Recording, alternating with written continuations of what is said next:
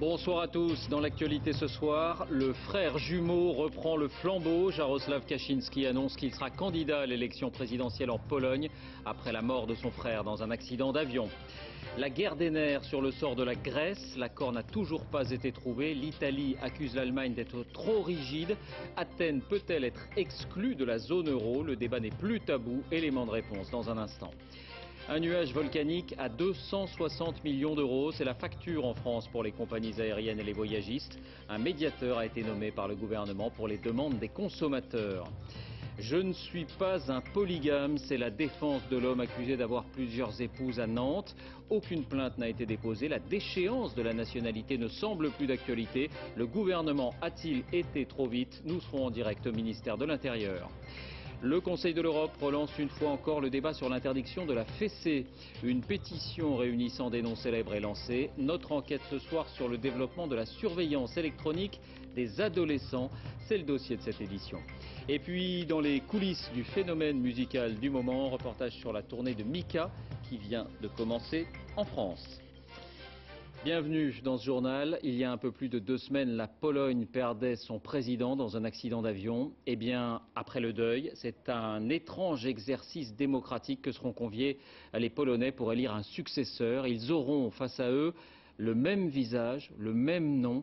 Jaroslaw Kaczynski, le frère jumeau du disparu, vient en effet d'annoncer qu'il serait candidat pour le camp conservateur. Gilles Rabin.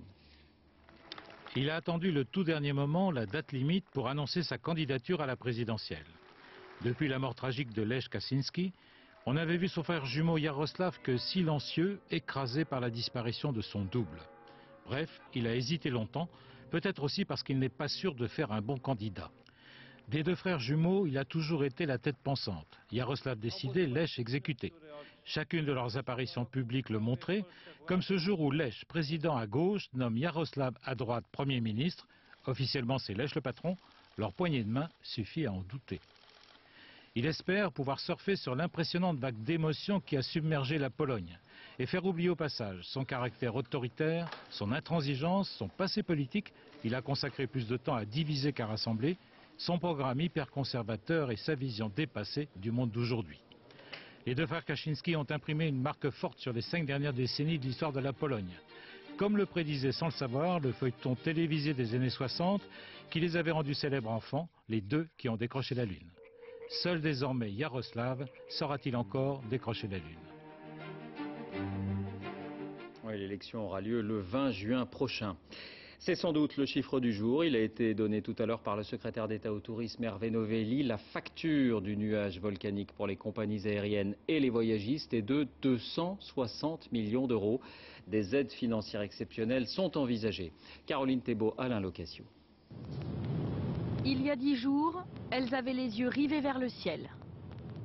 Aujourd'hui, plus terre à terre, les compagnies françaises scrutent leur porte-monnaie. La paralysie du trafic leur a coûté, disent-elles, 188 millions d'euros. Les voyagistes aussi ont fait leur compte. 31 millions d'euros de pertes selon les tours opérateurs, 40 millions pour les agences de voyage. Total, 200 millions d'euros environ. Sur leur facture, les rapatriements, les remboursements des billets et des frais engagés par les passagers.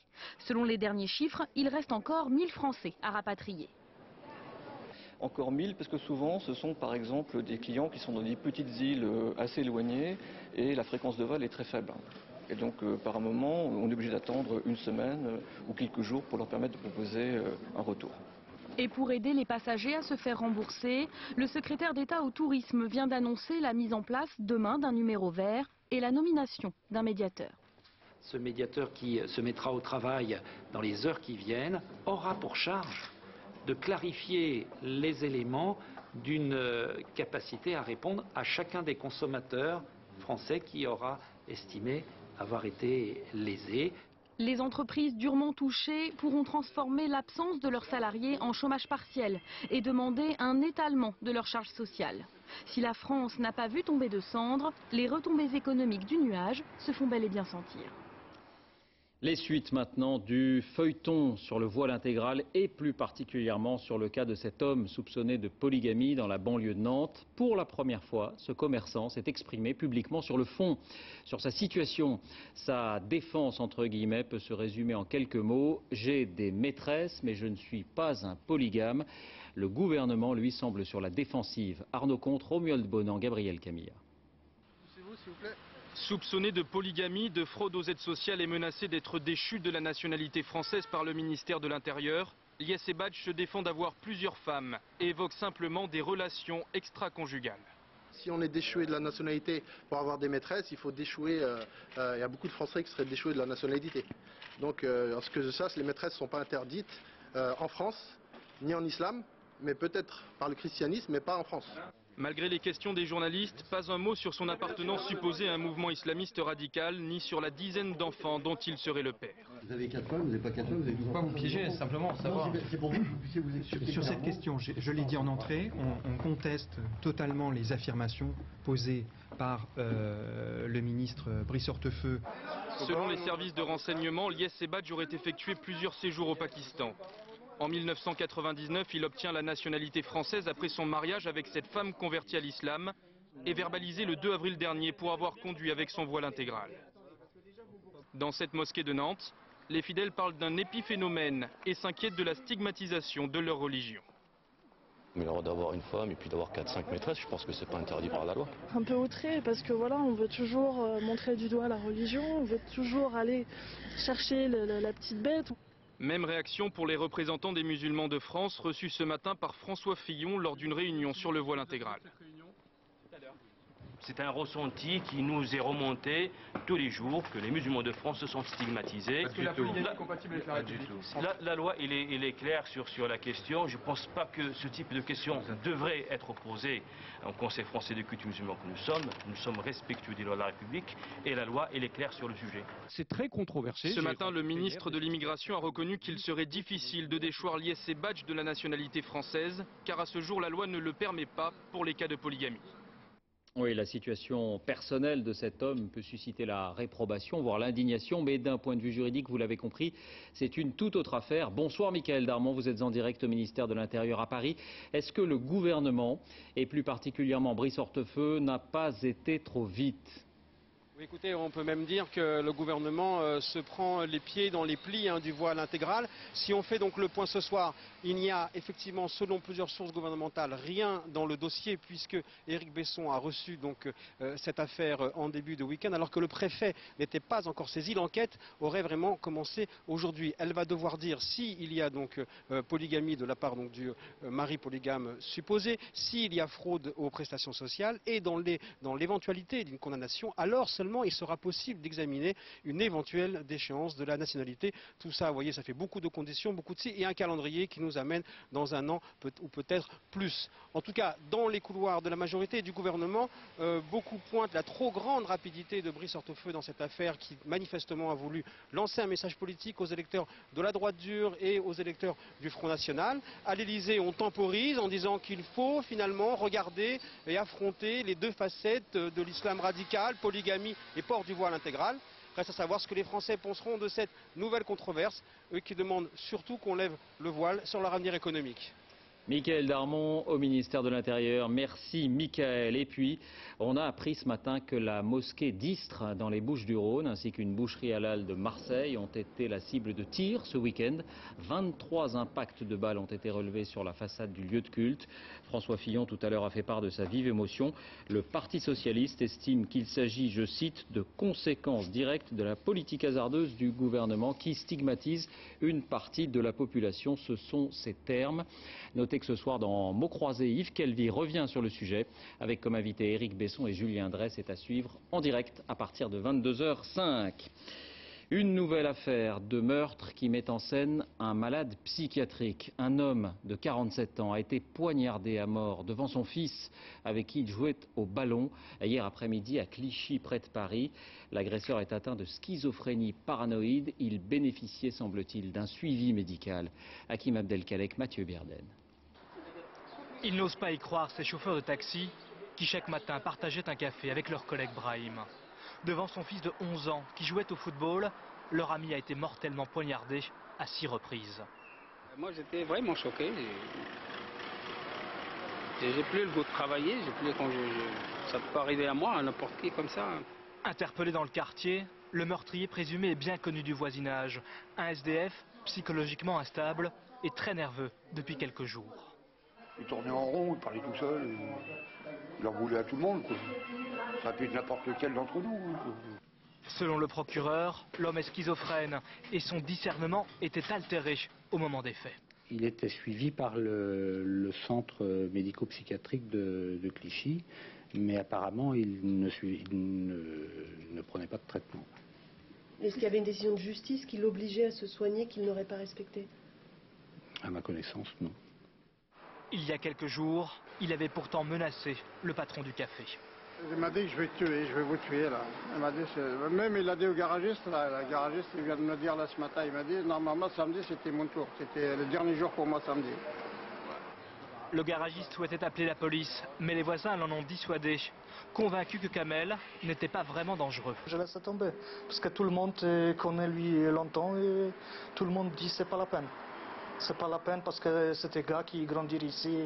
Placé en hôpital psychiatrique, l'homme sera examiné une nouvelle fois pour déterminer s'il était responsable pénalement.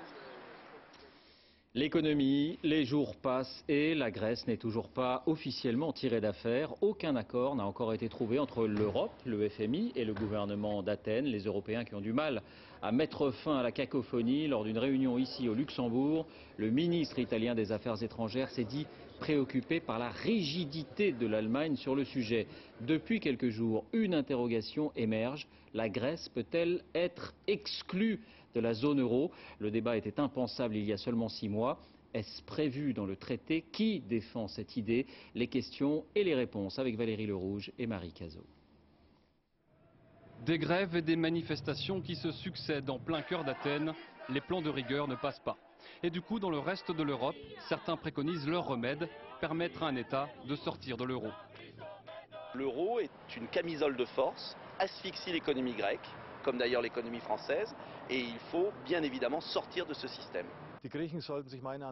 La Grèce doit se poser la question de savoir si elle ne devrait pas quitter la zone euro. Dans ce cas-là, elle aurait la possibilité de dévaluer sa propre monnaie et de renforcer son économie. Encore faut-il pourvoir sortir de l'euro. Alors, que prévoient les textes européens? Le traité de Maastricht, ratifié en 1992, a beau être très volumineux, il ne prévoit rien pour sortir de l'euro et ne fixe que les critères d'adhésion. Personne ne peut forcer un État à abandonner l'euro. En revanche, un pays peut toujours décider de quitter le groupe, une hypothèse exclue même par les dirigeants européens les plus exigeants avec la Grèce. On doit garder un objectif de stabilité. Ce n'est clairement pas la bonne option et c'est pourquoi je dis clairement non. Quels seraient les scénarios pour une sortie de l'euro?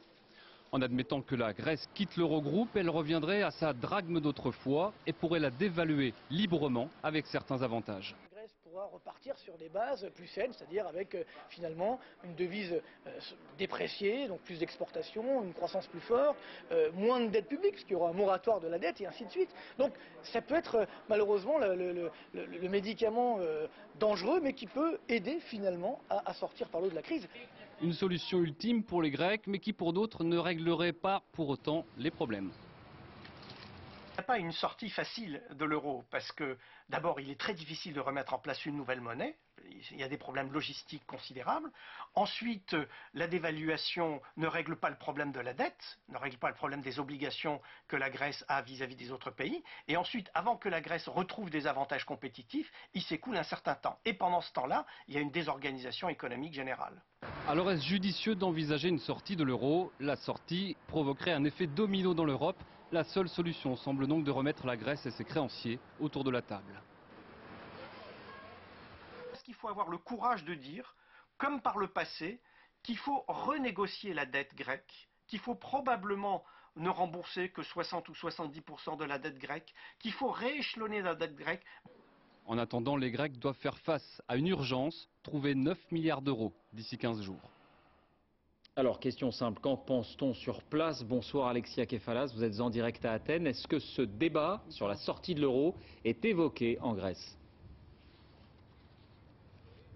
Ce débat a été massivement repris tout le week-end dans la presse, mais aussi par les commentateurs. Et on a eu le droit aux commentaires les plus amers. Mais il faut savoir que les experts excluent complètement ce scénario et parlent de faillite de l'euro si la Grèce devait sortir de la zone euro. Alors maintenant, ce qui est sûr, c'est que les rumeurs les plus folles circulent concernant justement cette crise grecque. Certains disent que le gouvernement imprimerait secrètement des drachmes, la monnaie nationale, avant l'arrivée de l'euro justement. D'autres au contraire parient sur une faillite du pays et se pressent donc vers les banques pour retirer leur argent. Mais tout ça est un peu ubuesque et le gouvernement justement appelle à un retour au calme. Ce qui est sûr, c'est que dans l'opinion publique, il y a un véritable sentiment anti-européen qui est non seulement croissant mais qui se renforce. Donc on n'exclut pas demain, dans les rassemblements des fonctionnaires, de voir à nouveau des Grecs brûler des drapeaux européens ou des drapeaux allemands, comme on a pu le voir la semaine dernière. Alexia Kefalas à Athènes. Merci Alexia pour ces explications. L'actualité sociale en France, attention demain, si vous devez vous rendre à Paris, les accès à la capitale pourraient être bloqués plusieurs heures. 5000 agriculteurs céréaliers à bord de 1000 tracteurs se sont donné rendez-vous pour défiler contre la baisse de leurs revenus. Image tournée ici en Haute-Marne où l'on a vu passer le convoi venu de Lorraine. Bonsoir Julien Beaumont, vous êtes porte d'Orléans à Paris en direct. À quoi faut-il s'attendre demain ? Mais au moment où je vous parle, il y a encore plusieurs centaines de céréaliers qui se dirigent vers les portes de la capitale. Ils viennent de 14 régions à l'appel de la FNSEA. Demain matin à 6h30, la plupart d'entre eux ont rendez-vous sur l'autoroute A4 au péage ou encore sur l'autoroute A6, A10. Ils vont au ralenti se rendre vers la capitale. Attendez-vous donc à de nombreux ralentissements. Place de la Nation, 10h30, ce sera le départ du cortège avec, vous l'avez dit, 5000 manifestants et leurs 1000 tracteurs. Ils iront vers la Bastille, puis la République, pour un retour à la Nation. Ils devraient se disperser vers 15h. Et sur leur banderole, ils n'oublieront pas de rappeler qu'ils ont perdu presque la moitié de leurs revenus en 2009. Julien Beaumont à la porte d'Orléans à Paris. Merci Julien. C'est demain également que Nicolas Sarkozy entame une visite attendue en Chine à la veille de l'ouverture de l'exposition universelle à Shanghai. La Chine qui reste un moteur de la croissance mondiale mais qui connaît actuellement dans le sud du pays la pire sécheresse depuis la création de la République populaire il y a 60 ans. Envoyés spéciaux dans le Yunnan, Pascal Golomer, Sylvain Gio. À sec. Du jamais vu depuis sa construction dans les années 50. Et un quart des réservoirs de la région est dans le même état. Une sécheresse comme cela, M. Zhang n'en avait jamais connu jusqu'alors. Quasiment pas une goutte de pluie n'est tombée ces 6 derniers mois. Dans la zone agricole qui dépend du réservoir, il y avait beaucoup de rizières. Mais puisqu'il n'y a plus d'eau ici, il n'y a plus moyen de faire du riz. La campagne du Yunnan devrait être verdoyante et fleurie en cette saison. Mais aujourd'hui, elle est couleur terre. Qingshuitang, en chinois cela veut dire le village des étangs à l'eau claire. Mais l'eau claire a disparu depuis bien longtemps. Les habitants viennent puiser les derniers litres encore disponibles pour donner aux bêtes. Des bêtes qui ne sortent plus au champ puisque rien ne peut être cultivé faute de pluie. Quant à l'eau potable, les sources sont taries. La seule solution, c'est le ravitaillement par camion qu'organisent une fois par semaine les autorités. Chacun se sert aussi longtemps qu'il y a de l'eau dans la citerne. Pour se laver, on va chercher de l'eau à l'étang. On ne va pas gaspiller cette eau-là. Cette eau, c'est pour faire la cuisine et le riz. Pour la vie quotidienne, on se débrouille. Mais l'absence de récolte inquiète de plus en plus de familles. Celle-ci peut vivre encore sur ses réserves, mais plus pour très longtemps. Ce stock de maïs, normalement, ça suffit pour tenir 6 mois. On l'échange contre du riz. Mais il faut aussi payer les frais de scolarité du petit, nourrir les bêtes. Et ça, c'est du maïs de l'an dernier? Oui, parce que cette année, on n'a rien planté.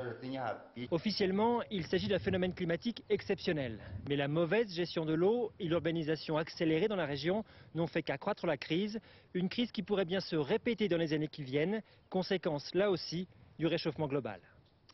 À l'étranger encore et en bref, la Belgique s'enfonce dans la crise. Le roi Albert II a accepté tout à l'heure la démission du Premier ministre Yves Le Terme. Elle fait suite à l'échec de la relance des négociations entre flamands et francophones. Il y aura de nouvelles élections dans les 40 jours. Et puis sachez qu'au Soudan, le président sortant Omar el-Béchir a été largement réélu avec plus de 68% des voix. Résultat communiqué aujourd'hui, rappelons qu'il est l'objet d'un mandat d'arrêt de la Cour pénale internationale pour crimes de guerre et crimes contre l'humanité au Darfour. Il est 20h18, restez avec nous. À suivre, une décision judiciaire attendue en France. Des grands-parents qui voulaient établir la filiation avec leur petite fille née sous X ont été déboutés. Le bébé restera une pupille de la nation. Enquête sur ces parents qui ont recours à l'électronique pour surveiller leurs adolescents. Logiciel espion, test de drogue, c'est le dossier de cette édition.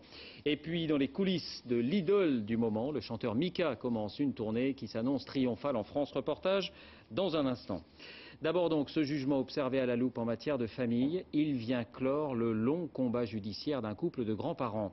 Leur fille avait abandonné son enfant à la naissance. Ils ont tout tenté pour faire établir la filiation reconnue par les analyses génétiques.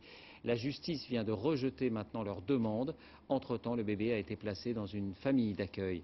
Laetitia Legendre avec nos bureaux à Poitiers et Marseille. Un coup de massue pour ses grands-parents. Certes, leur fille avait accouché sous X, mais ils cherchaient, malgré son opposition, à obtenir un droit de visite ou de garde sur leur petite fille.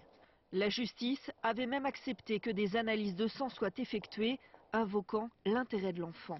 Mais ce matin, elle les a déboutés, niant tout lien de filiation.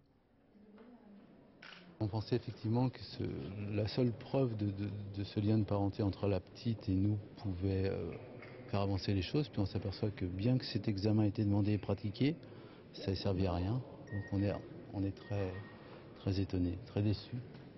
Sans examiner l'affaire sur le fond, le tribunal a déclaré leur demande irrecevable. En France, la loi protège strictement l'accouchement sous X. Comment on va expliquer à cet enfant dans 10 ans, quand elle aura connaissance de tout ce qui s'est passé autour d'elle, qu'on lui a refusé l'accès à ses grands-parents, qu'on a refusé à ses grands-parents d'avoir éventuellement un droit de visite, de pouvoir lui expliquer d'où elle venait, ce qui lui était arrivé. Je ne pense pas elle le prendra, ça va être difficile pour elle, je pense, à accepter. Aujourd'hui, pupille de l'État, la petite fille de 10 mois a été placée provisoirement en famille d'accueil. Aux yeux de certains psychologues, la connaissance de ses grands-parents est une absolue nécessité. Si elle a ses grands-parents, ils peuvent lui dire ta mère était fragile, ta mère n'a pas pu, mais nous, on est là pour toi parce qu'on est dans une filiation. On n'a pas d'avenir si on n'a pas de passé. L'avenir de cette petite fille, c'est les grands-parents. Entre lien juridique et lien biologique, le débat a été tranché. Le couple a 1 mois pour faire appel. Le Conseil de l'Europe relance une fois encore le débat sur l'interdiction de la fessée. Une campagne est lancée, une pétition aussi, signée par de grands noms, parmi lesquels Mikhail Gorbatchev, la reine de Suède ou encore le prince Felipe d'Espagne. Il faut savoir que plusieurs pays européens ont déjà franchi le pas. Anne Guéry, Christophe Kenck. Il fut un temps où on appelait cela une bonne rouste.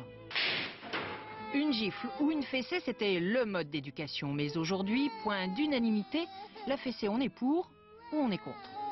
Je suis pour. Ah oui? Bah oui, c'est bien une petite fessée parfois. Est-ce que je te donne des fessées? Non. Jamais. À 5 ans, une petite fessée, ça peut remettre les choses en place. Et un jour, je me suis énervé contre mes enfants et je leur ai administré une fessée. Oui, oui. Ça les a calmés d'ailleurs, entre parenthèses. Ainsi, 87% des Français ont déjà donné une fessée et en l'estimant bien méritée pour 62%. Or, depuis 30 ans, la tendance en Europe est à l'interdiction. 16 pays européens l'ont abolie, en violet sur la carte. 7 États s'apprêtent à le faire, en orange.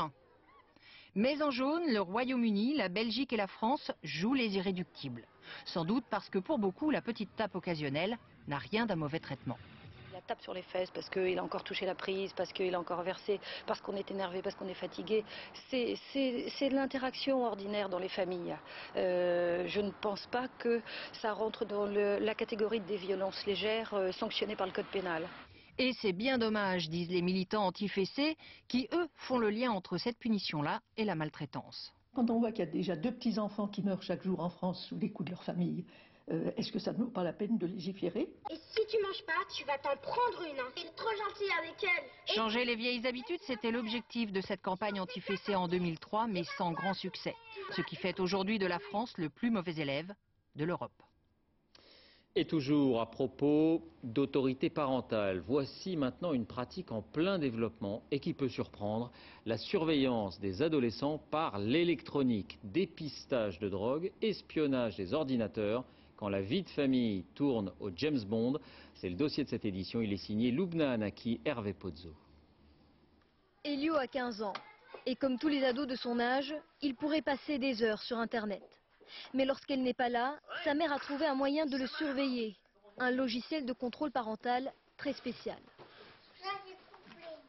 S'il y en a un qui regarde une page liée au sexe, on va voir Internet Explorer par exemple, 2 points, sexe, heure de début, heure de fin. Donc là je vais le voir assez facilement. Je sais qu'ils ont fait une ou deux expériences inappropriées, les deux grands. Bon, j'en ai discuté avec eux, j'ai fermé une session pendant une semaine. Tous les jours, la maman reçoit des mails détaillés de tout ce que ses enfants ont fait sur l'ordinateur, les pages visitées, les personnes contactées. Elle a un contrôle total sur les connexions Internet de son fils. Moi, j'apprécie pas tellement. Peut-être que plus tard, je le comprendrai, peut-être.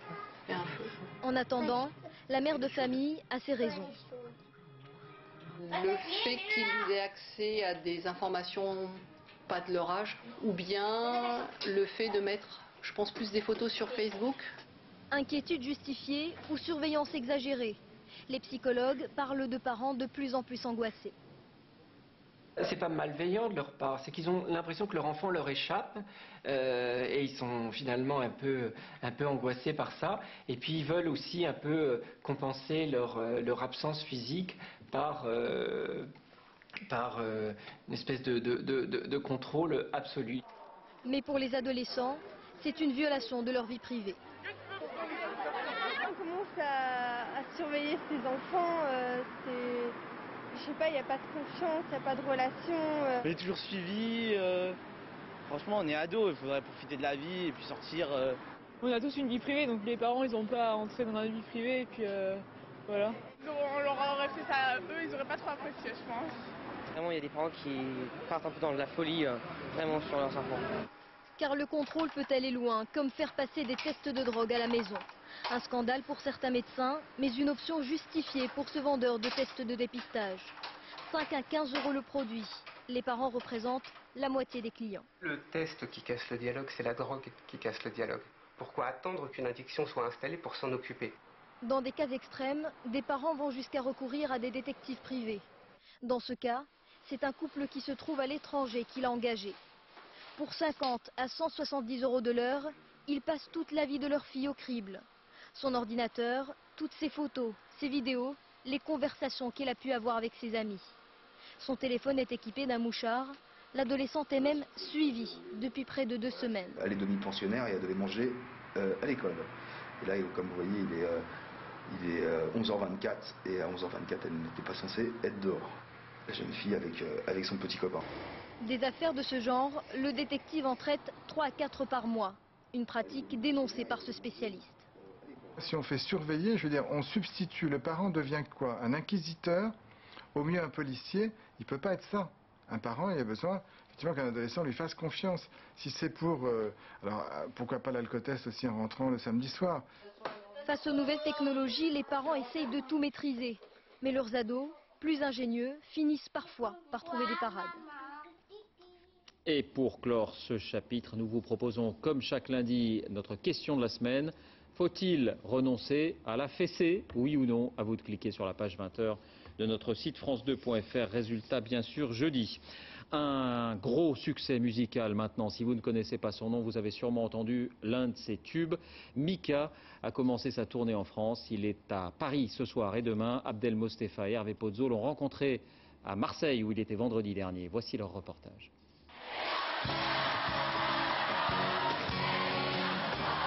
Le public connaît déjà par cœur les nouvelles chansons.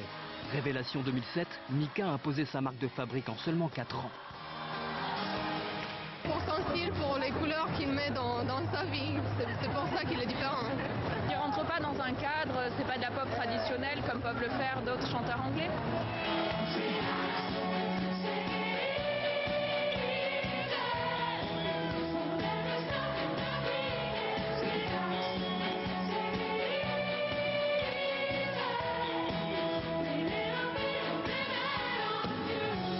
base du succès Mika, des refrains imparables bien sûr, et ce style, très personnel.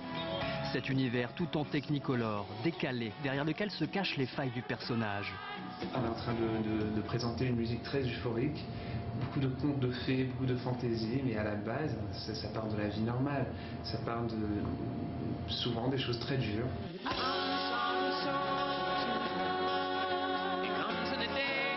C'est clair que ça plaît à des enfants très jeunes, et ça me donne beaucoup de plaisir, mais aussi en même temps, quelqu'un de 35 ans peut comprendre quelque chose de totalement différent en mes parents.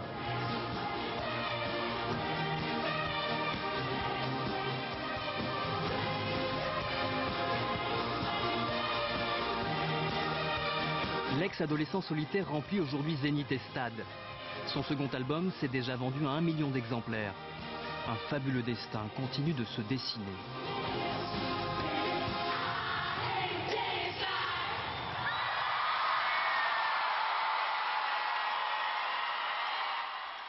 Un mot de football, Marseille maintient l'écart en tête du championnat. Victoire 1-0 hier soir face à Saint-Etienne au stade Vélodrome grâce à l'un des hommes en forme du moment, Valbuena. Une dernière image pour le plaisir, c'est l'été au printemps, comme ici à Anglette sur la côte basque. On s'est même baigné dans une eau à 14 ou 15 degrés quand même, on va voir ça. Les voici les courageux, avec une combinaison sur les planches et en maillot de bain pour faire trempette. Avant de refermer ce journal, je vous en rappelle l'un des principaux titres, la guerre des nerfs sur le sort de la Grèce. L'accord n'a toujours pas été trouvé. L'Italie a accusé aujourd'hui l'Allemagne d'être trop rigide. L'Allemagne qui écarte l'idée de voir la Grèce sortir de la zone euro. Merci à vous tous. Tout de suite la météo, Tania Young qui nous promet du soleil pour tout le monde encore demain encore. 20h35, The Closer, enquête prioritaire. 22h05, vous avez donc rendez-vous avec Mots Croisés et avec Yves Calvi. À demain.